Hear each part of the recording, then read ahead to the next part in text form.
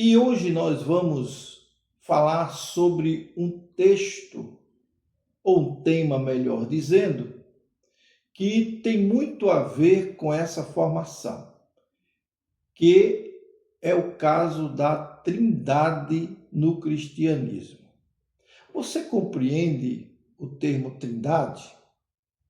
Muito bem. Hoje nós vamos trabalhar essa área com muito carinho. Eu sou o pastor Israel, pastor presbiteriano, e esse é mais um vídeo Manar Podcast.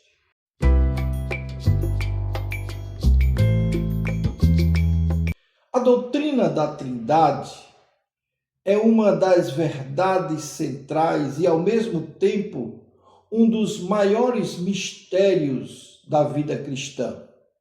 O termo Trindade, ele não aparece literalmente nas Escrituras, mas a doutrina é construída a partir do conjunto de testemunhos bíblicos. A teologia cristã,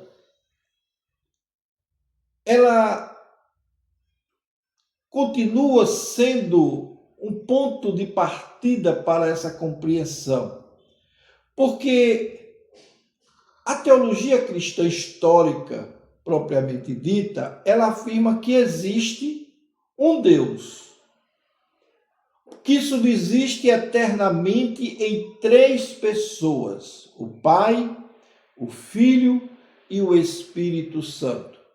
Não são três deuses, nem um Deus que simplesmente assume três papéis diferentes, mas um único Deus, uma única essência, em três pessoas distintas. Vamos compreender isso? A primeira afirmação que nós encontramos na doutrina trinitária é a de que Deus é uma unidade. A unidade de Deus.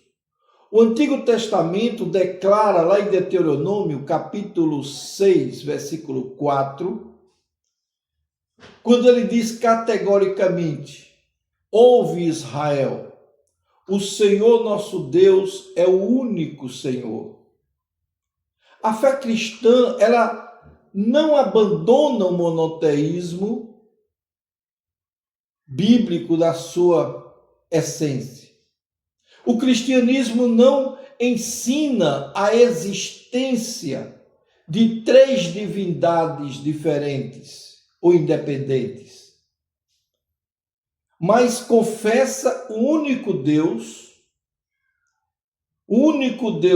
verdadeiro, o único Deus eterno, imutável em seu ser, sabedoria, santidade, bondade e misericórdia.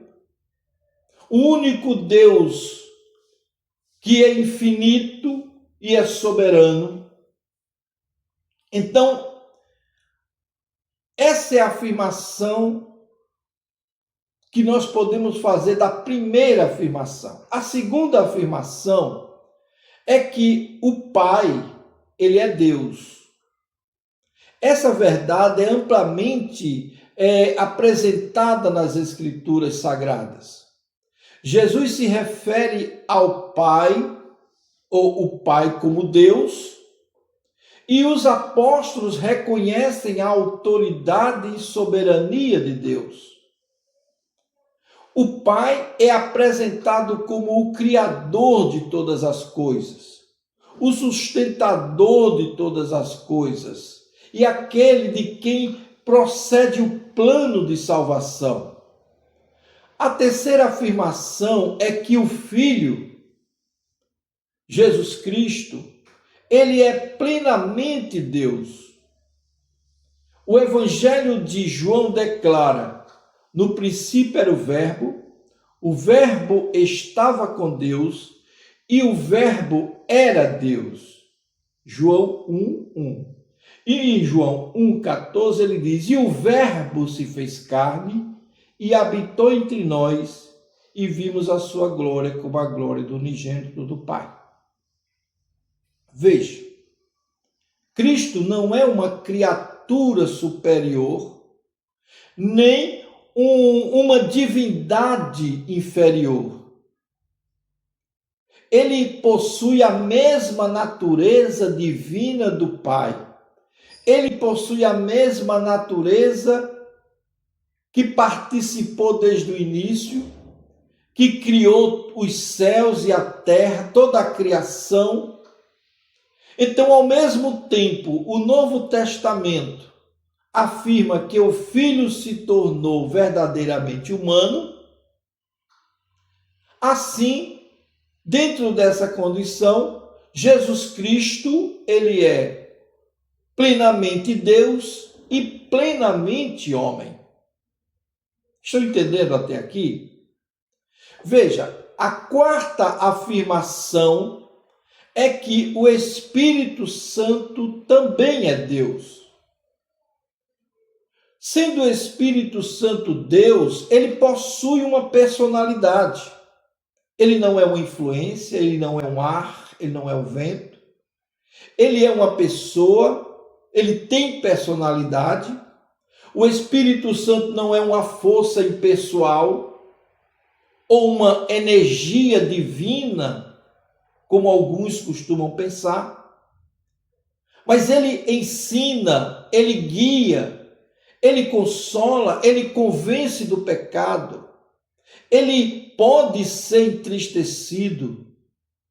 E em Atos, o apóstolo Pedro, quando tratava a questão da mentira contra o Espírito Santo, ele disse o seguinte, que a mentira que estavam contando, eles não estavam pecando contra o homem, mas pecando contra Deus, demonstrando a sua plena divindade. Veja, a quinta afirmação que nós podemos fazer dessa condição é que as três pessoas, elas são distintas. O Pai não é o Filho não é o Espírito Santo e o Espírito Santo não é o Pai. Veja só, essa distinção parece claramente demonstrada no batismo do Senhor Jesus. Quando João Batista batizou Jesus nas águas do Rio Jordão, naquele momento em que ele foi batizado, veio sobre ele, em forma de pomba, o Espírito Santo, e uma voz que clamava, este é o meu Filho amado, em quem me comprazo.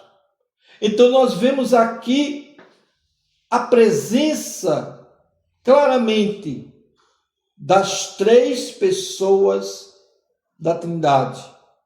O Filho está nas águas, o Espírito desce sobre ele em forma de pomba, e a voz do Pai é ouvida nos céus. Temos, portanto, aqui uma distinção pessoal, sem divisão, da essência divina. A fórmula clássica da fé cristã pode ser resumida assim: o Pai é Deus, o Filho é Deus e o Espírito Santo é Deus. O Pai não é o Filho não é o Espírito e o Espírito não é o Pai. Dá para entender isso aqui? Então, dentro dessa condição, eles são o único Deus, porque é uma só divindade, com três pessoas. A doutrina da Trindade possui também implicações profundas na condição da salvação. Veja, o Pai ele planeja a redenção. O Filho, ele realiza a obra na cruz. E o Espírito Santo aplica essa obra de salvação no coração daqueles que foram escolhidos antes da fundação do mundo. Daqueles que tiveram seus nomes escritos no livro da vida. Então, dentre essas condições importantes, é que nós devemos mostrar que não significa que cada pessoa da Trindade opere isoladamente. Não, há ali uma união de pensamentos, de propósito. A unidade da obra divina está estabelecida nessa condição. Então a Trindade, ela permanece um mistério, mas não é uma contradição. Você pode até dizer que ela é difícil de ser entendida, eu concordo com você. Mas não há contradição nessa questão. Não há. A doutrina afirma que Deus é uma pessoa e três pessoas. Veja, vamos repetir essa questão que é importante. A doutrina da Trindade, o que ela afirma é que Deus é um em essência e em três pessoas. A doutrina não afirma que Deus é uma pessoa e três ao mesmo tempo. Nem que ele é um ser de três seres ao mesmo tempo. Nem um ser com três cabeças. Também não é assim. Então a afirmação é que Deus é um em essência e três em pessoa. Portanto, a doutrina da Trindade, ela protege a verdade bíblica sobre a unidade de Deus, a divindade plena do Pai, do Filho e do Espírito Santo. E a distinção real entre as três pessoas é essa. Embora jamais possamos compreender completamente o mistério do infinito conhecimento de Deus, nós não podemos mostrar essa condição de forma absoluta, porque nós não temos o conhecimento e a capacidade de entender os mistérios de Deus. Jamais possamos compreender essa questão, embora isso aconteça. O ser infinito de Deus continua sendo infinito.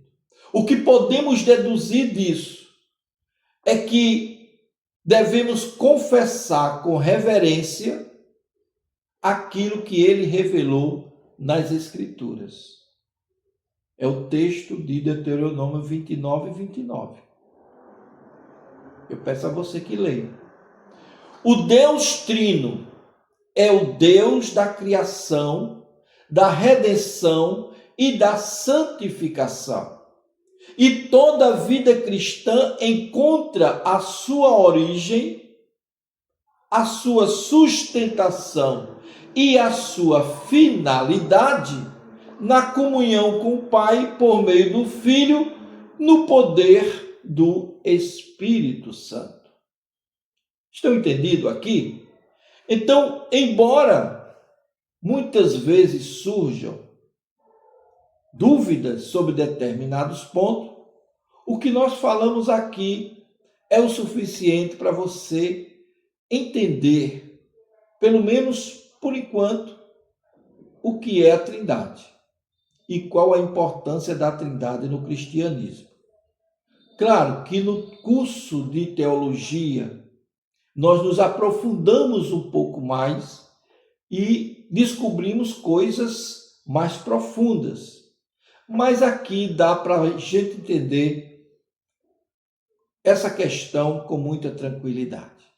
E se você gostou desse vídeo, eu peço a você que dê o seu like, comente aqui e nós nos encontraremos na nossa próxima aula.